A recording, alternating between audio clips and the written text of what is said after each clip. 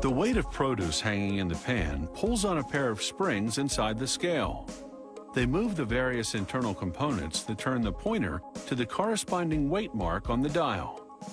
To make the scale's frame, a press stamps a steel plate 5 times, progressively cutting and bending it into the final frame shape. A washer goes into each steel spring. They turn it up or down to adjust the spring's tension. That's how they'll calibrate the scale later. The top part of each spring will bolt to the frame, and the bottom part to this slider, a long metal component with weight markings. Next, they attach a component called a rack to one end of the slider, securing the screw tightly with thread locking fluid.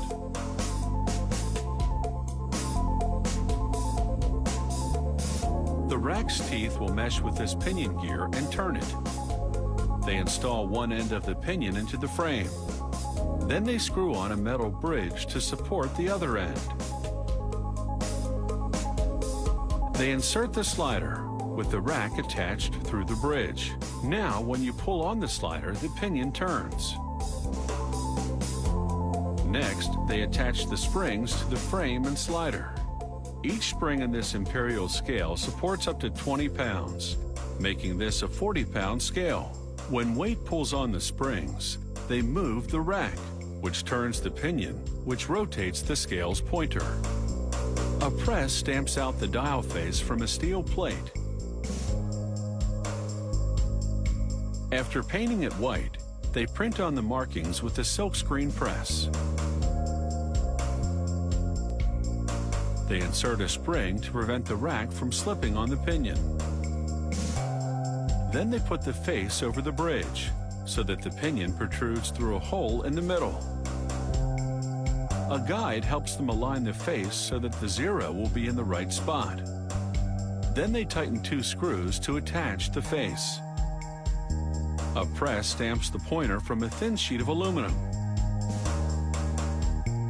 Using a special tool, they twist the end, forming a thin tip that won't obscure the fine line to which the pointer's pointing.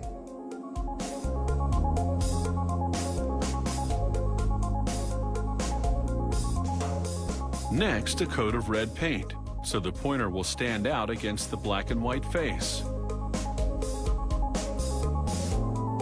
Once the paint's dry, they mallet the pointer onto the pinion. Now they hang the pan on the scale and turn a little screw in the slider to adjust the pointer to 0. This ensures the scale will weigh just the produce rather than the produce and the pan. Now they calibrate the scale. To do this, they load it with weights to full capacity, which is 40 pounds for this scale.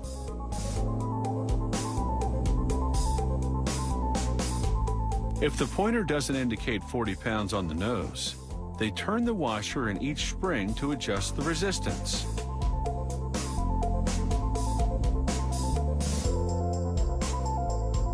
Then they adjust the pointer back to 0 again.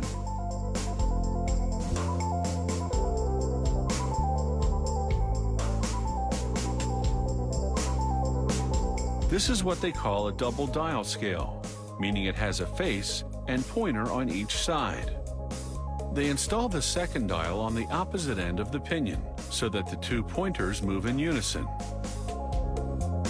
They close up the space between the 2 dials with a strip of white plastic. This sash ring, as it's called, has grooves for the dials and for the transparent plastic cover that goes over them. Hanging scales can have dials or digital readouts, and they come in a wide range of capacities, from your common 20-pound or 10-kilogram grocery model to heavy-duty 600-pound or 272-kilo scales designed to pull their weight in industry.